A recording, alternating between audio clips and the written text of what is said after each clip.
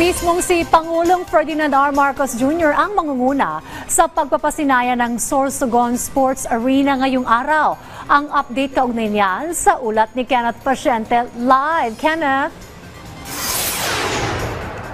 Dayan, nakatakdang pangunahan ni Pangulong Ferdinand R. Marcos Jr. ang inaugurasyon ng pinakamalaking sports arena dito sa Bicol Region.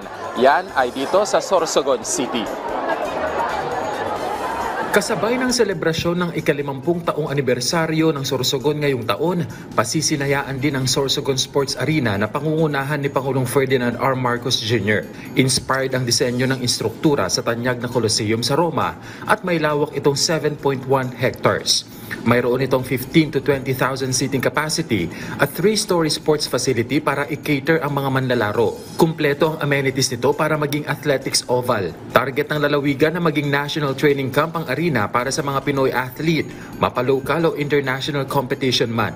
Lalo na't accessible ang Sorsogon mula Luzon, Visayas at Mindanao. Kahapon ay dumalaw na rin sa probinsya si First Lady Luis Araneta Marcos para makibahagi sa Kasanggayan Festival sa probinsya. Nagsilbing hurado ang unang ginang para sa National Festival of Festivals competition. Bukod sa pagpapasinaya sa Sorsogon Sports Arena, bibisitahin din ng Pangulo ang Sirangan Tenement na housing project sa probinsya ng Sorsogon.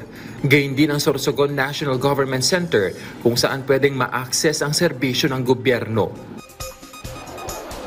Dayan, batay nga sa impormasyon na nakuha natin, pagdating ni Pangulong Marcos Jr. dito sa Sorsogon Sports Arena, isa sa mga sasalubong sa kanya ay si dating Vice President Leni Robredo na sa ngayon ay tumatakbo sa pagka-alkalde sa Naga City. So aantabayanan natin yung pagkikita ng dalawa matapos ang kanilang pagtutunggali sa pagkapangulo noong nakaraang eleksyon. At yan na muna ang latest. Balik sa iyo, Dayan. Maraming salamat, Kenneth Paciente.